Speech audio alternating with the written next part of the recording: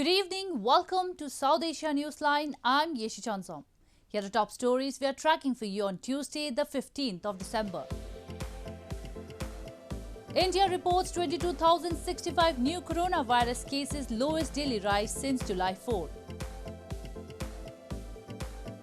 Pakistan state structure unresponsive to voice of oppressed, says human rights advocate. And bomb blast kills Deputy Governor of Afghanistan's capital, Kabul.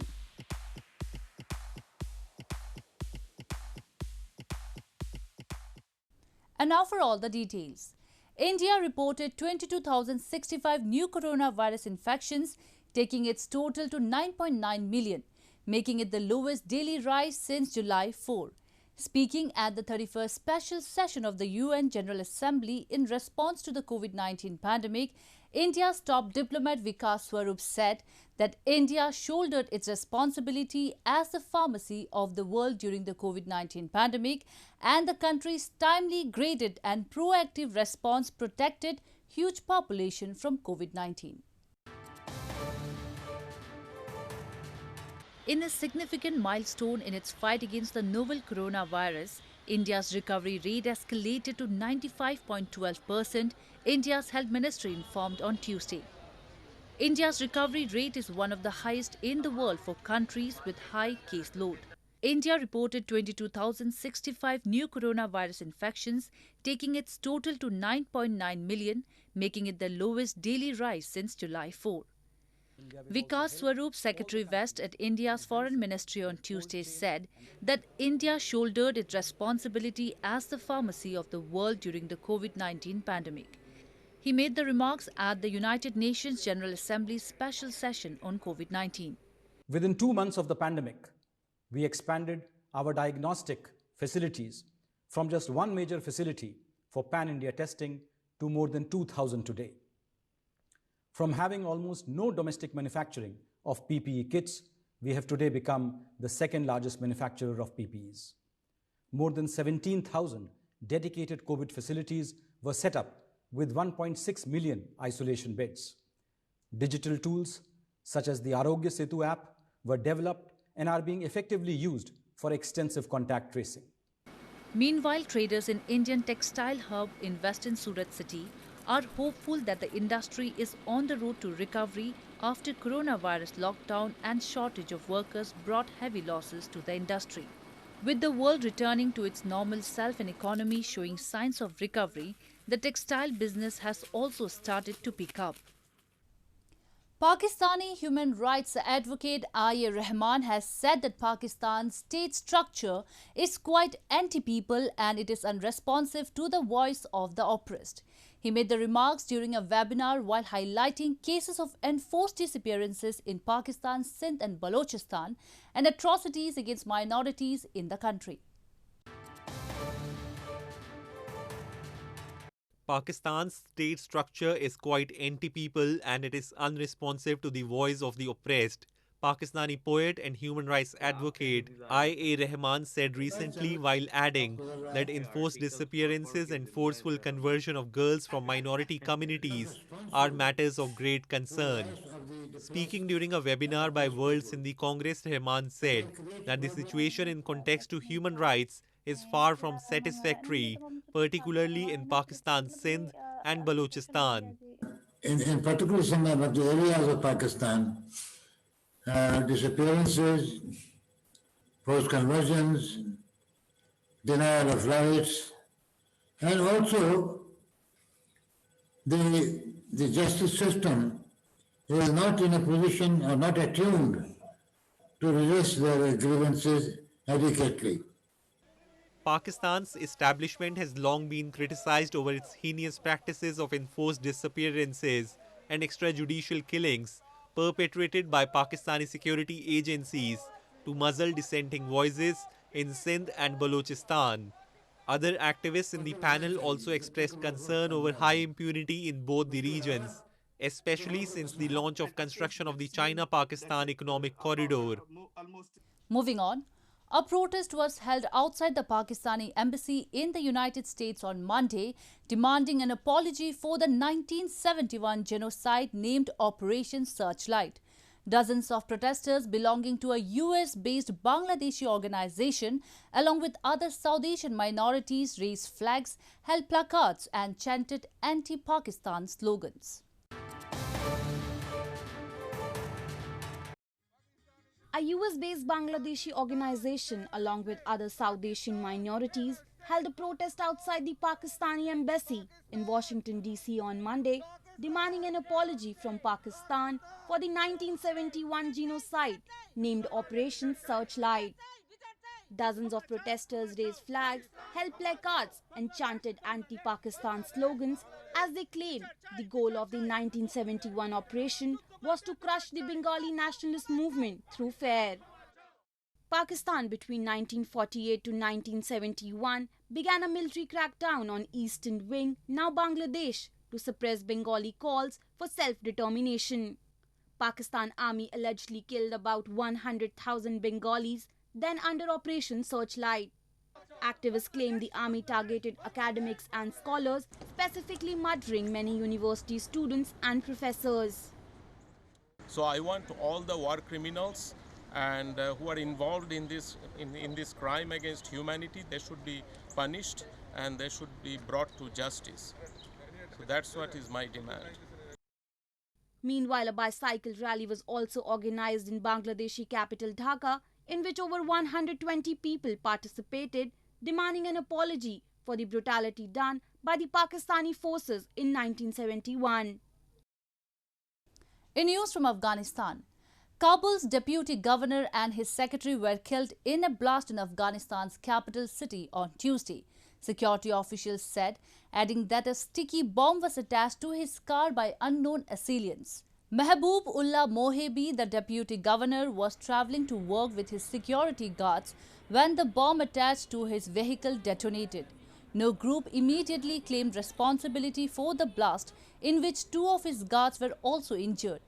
In a separate attack in Kabul on Tuesday, a policeman was killed and two others wounded when gunmen attacked their checkpoint. Last week, a government prosecutor was also shot dead in Kabul while he was on his way to work.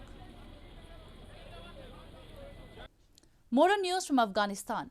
US Special Envoy for Peace in Afghanistan, Zalmay Khalilzad, has urged the Taliban and the Afghan government to swiftly resume peace talks after they mutually agreed over a 3-week break.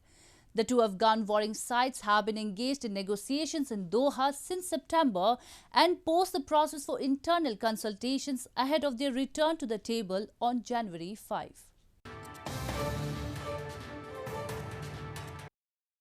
US Special Envoy Zalmay Khalilzad has said, tragically, the war continues in Afghanistan and the need for a political settlement, reduction in violence and a ceasefire remain urgent. Khalilzad, in a tweet on Monday night, said, given how much is at stake, it is imperative that there are no delays in resumption of talks and they must resume on January 5 as agreed. The envoy's remarks come as the Afghan government and the Taliban and their representatives in Doha mutually agreed on a 3-week break over the past weekend. The Afghan government and the Taliban have been engaged in Doha since September and paused the process for internal consultations ahead of their return to the table on January 5 without fixing the venue for the talks. Meanwhile, Afghan President Ashraf Ghani said the second round of peace negotiation talks should be held in Afghanistan. He questioned, while the Taliban is claiming that they are on Afghan soil, why aren't they holding talks on Afghan soil? Moving on to news from Nepal. Nepal on Monday was rocked by anti-government protest organized by the opposition Nepali Congress, which condemned the ruling government's apathy towards democratic values and response to COVID-19 pandemic. Recently, thousands of pro-monarch protesters had taken to the streets of capital Kathmandu, marking the first large-scale demonstration in support of monarchy after its abolishment in the country during the early 21st century. Main opposition Nepali Congress on Monday launched nationwide protest against the ruling Nepal Communist Party, calling the government out for corruption, bad governance and its authoritarian motives. Thousands of people took to the streets from various locations and later convened a corner assembly in capital Kathmandu's Shanti Batika area. The Nepali Congress also blamed the ruling government of harboring corruption and encouraging embezzlement, as its interference has been seen avidly in the judiciary and justice system. मूलतः सरकारले लोकतन्त्रको विरुद्धमा संविधानका विरुद्धमा लोकतन्त्रलाई नै बदनाम गर्ने गरिकन यत्रो 70 वर्षदेखि नेपाली जनताले लोकतान्त्रिक व्यवस्थाको लागि स्थापनाका लागि संघर्ष बलिदान गरे त्यसैले बदनाम गर्ने गरिकन कुशासन भ्रष्टाचार पनि श्रृङ्खलाबद्ध 101 बढेर करोडौं करोड अरबौंको चाहिँ भ्रष्टाचारका कुराहरू अदालतको आफ्नो मर्यादा छ त्यो मर्यादा पनि नमान्ने. Amid the rising COVID-19 pandemic and mounting death toll, the number of daily COVID-19 tests has dropped below 10,000. While other countries are already on the way to procure vaccines against the virus, the incumbent government has been criticized for not paying attention to the issue and the way it is handling the coronavirus crisis. जुन यत्रो corona महामारीमा पनि जनतालाई चाहिँ कुनै राहत दिन सकेन र अझ भविष्यमा पनि अझ यसलाई चाहिँ हामीले विरोध गर्नुपर्ने कारण भविष्यमा पनि अब यो अब सुई दिनुपर्ने जुन अहिले हाम्रो यो सुई दिनुपर्नेलाई निशुल्क गर्नुपर्नेलाई यिनीहरूले प्राइभेटबाट दिन खोजिरहेछ यो अति यो ट्र्याकबाट यो एकदम ट्र्याकबाट बाहिर गएछ यसले समावेशी खान लाग्छ गणतन्त्र खान लाग्छ. A week ago, thousands of pro-monarch protesters had taken to the streets of Kathmandu, marking the first large-scale demonstration in support of monarchy after its abolishment in the country during the early 21st century. Couples belonging to different tribal communities of Odisha, Jharkhand and West Bengal states on Monday tied the nuptial knot in India's eastern Midnapore city at a mass wedding ceremony amid the coronavirus pandemic. Mass weddings are popular traditions, especially among the economically backward sections of the Indian society, as they help to reduce the financial burden on the parents or guardians of the brides. As many as 12 tribal couples on Monday tied the nuptial knot in India's eastern Midnapore city at a mass wedding ceremony amid coronavirus pandemic.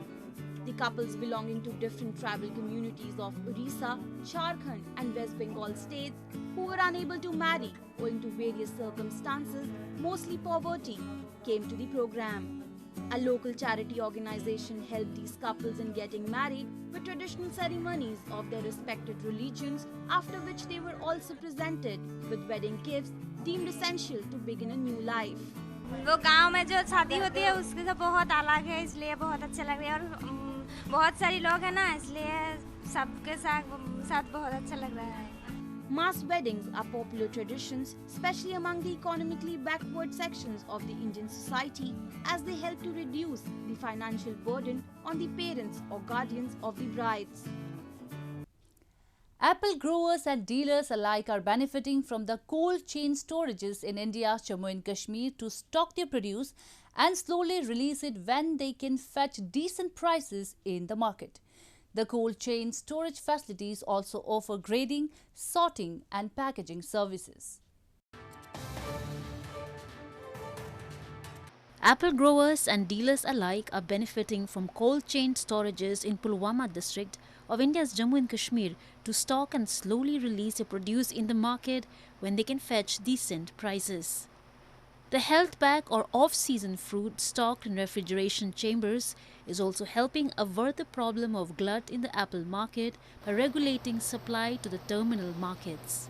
The cold chain facilities also offer services of grading, sorting and packaging before the stock reaches the markets in refrigerated trucks. Cold storage से बहुत फ़ायदा मिलता है. देखो हमारे शोपियान में पिछले साल जब बर्फ़ पड़ा है, अगर ये कोल्ड स्टोर ना होगा नहीं होता तो हम सारा माल हमारा ज़ाया हो जाएगा. Apples from Kashmir are famous across India for their taste and color. The horticulture sector is a major contributor to the economy of Jammu and Kashmir. Besides apples, other fruits such as walnuts, pears and almonds are some of the major commercial crops of the region. Well, that's all we have for you from South Asia this evening. Now our viewers can watch the show on SouthAsiaNewsline.com. You can also visit us on Facebook.com/AsiaNewsline and follow us on Twitter @AsiaNewsline. That's all in tonight's edition. We will see you same time tomorrow. Good night.